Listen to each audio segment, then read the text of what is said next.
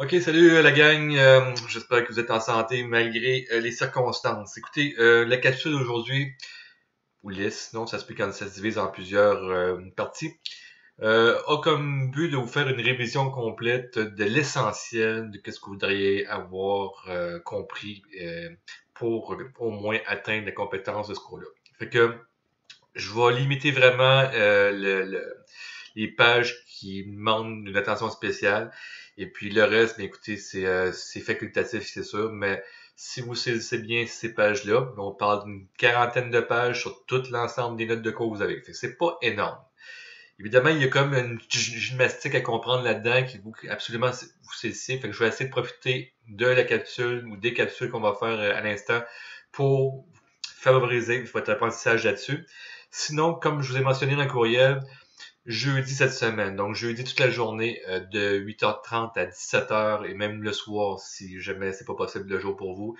Et vendredi, la même heure ou le même temps aussi. Vous pouvez me rejoindre en tout temps là, au numéro de téléphone, mon numéro de téléphone.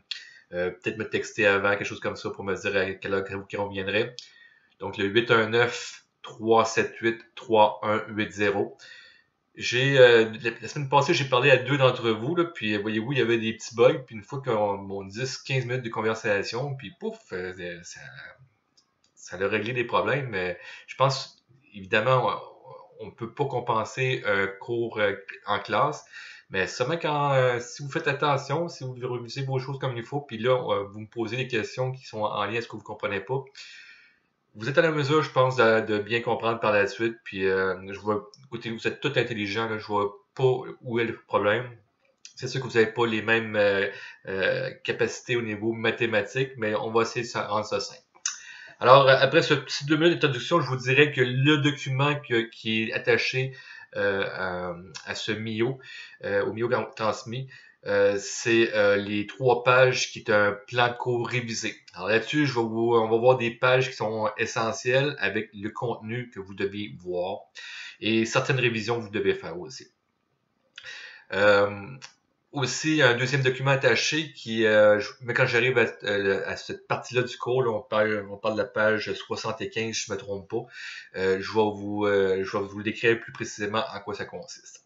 J'ai aussi ajouté sur Léa un bon nombre de documents qui sont en tout cas en principe surtout des réponses aux exercices des notes de cours. Écoutez, on va y aller par section. Ok, donc la section 1, le premier chapitre qu'on a vu, on l'a vu tous en classe. Fait que normalement, ça pose pas de problème. Vous avez eu une évaluation là aussi, l'exercice numéro 1. Si vous voulez reviser cet exercice-là, et puis que ça vous cause pas de problème, ben déjà, je pense que la section au complet va de soi. Si vous voulez être sûr de votre chose, par contre, je vous dirais qu'aux pages 25, 24 et 25, les révisions des problèmes 1 et 2, si vous considérez bien ça, à ce moment-là, la section 1 pour vous n'est pas un problème. Seulement que vous vous rappelez qu'au niveau de la section 1, les exercices qu'on a fait, les problèmes aussi, c'était uniquement pour des transactions visant l'investissement du propriétaire quand il commence dans son entreprise, quand il investit une somme d'argent dans son entreprise, ou bien le financement qu'il apportait par la suite. Alors, la section 1 ne tenait pas compte des opérations courantes d'une entreprise qui sont des revenus et des dépenses, des produits et des charges. Évidemment, une entreprise existe pour générer des produits, des revenus, et pour générer ces revenus-là, bien, il y a des charges, des dépenses qui courent à ça. Fait que la section 1, on ne faisait pas, on faisait abstraction de ça, mais la section 2, c'est là on arrivait avec ces notions-là. Alors, je suis à la page 30 de la deuxième section. Alors, je vous dirais que l'important dans cette page-là, c'est bien sûr l'équation comptable approfondie. Pardon. Donc, le fait évidemment que je viens de vous dire que l'entreprise existe pour générer des revenus, mais l'équation comptable qui est en bas de page. Ce qu'on a fait finalement, c'est en apportant les produits, les charges, les apports et les retraits. On ajoute une notion supplémentaire à la partie des capitaux propres, parce que l'équation comptable qui est là, c'est exactement la même affaire qu'on a vu dans la section 1, et c'est l'équation du bilan, mais elle ne change pas. On rajoute seulement les notions de produit-charge et de apport-retrait. Alors, notez bien que cette équation-là qu'on a en bas de la page 30, les capitaux propres qu'on a dans l'équation, c'est ceux qu'on trouve à la fin et non pas au début. Pour trouver ça au début, ben, vous avez le petit encadré en dessous pour ça. Je vais ensuite à la page 31. Alors, la page 31, bien, c'est surtout l'introduction des produits et des charges qui sont là-dedans, avec la mise en situation. Plus précisément, le bas de la page 31 qui est important, donc l'équation pour l'état des résultats. Donc, les produits moins les charges vous donnent un bénéfice net, sinon une perte nette si on ne fait pas d'argent. Donc, cette notion-là est importante parce que c'est l'équation pour qui décrit l'état des résultats. Après ça, vous allez directement à la page 34. La page 34 jusqu'à 36, vous avez là la présentation des états des résultats, de l'état des résultats. Donc, vous avez en quoi ça consiste, c'est-à-dire évidemment, comme on l'a vu depuis le début, le nom d'entreprise en haut, le titre de l'état financier, dans ce cas-ci, l'état des résultats, et la période qui est couverte par ce document-là.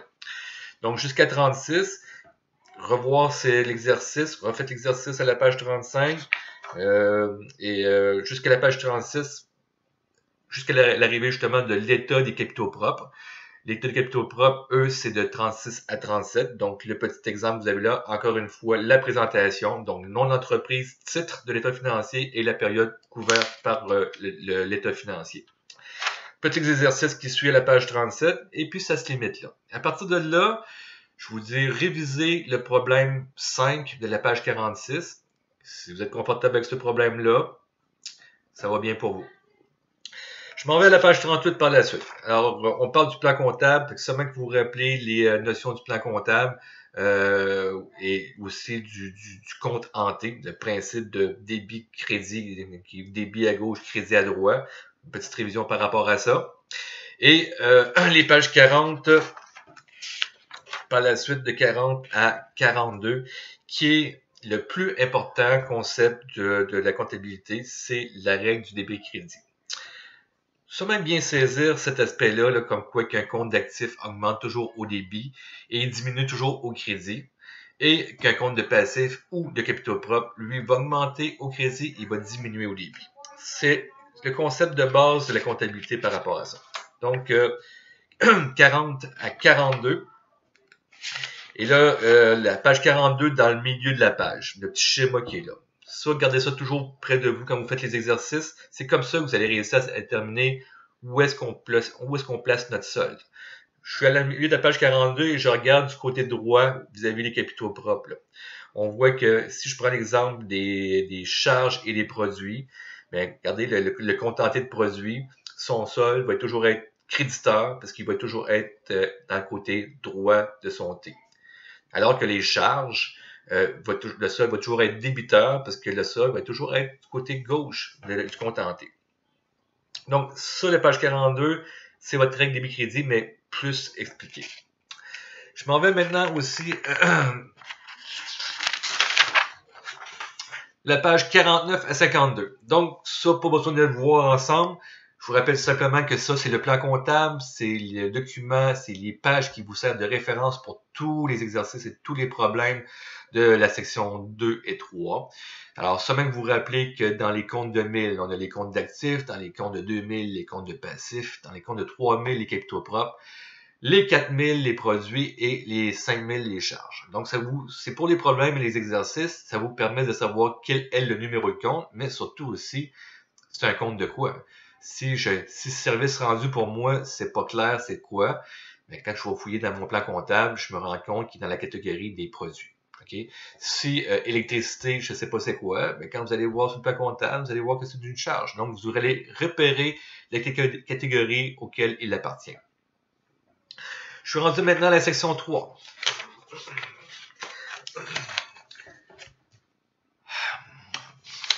Alors, à la page 59, le cycle comptable. Donc, vous voyez qu'on skip quand même une couple de pages qui sont plus de l'information.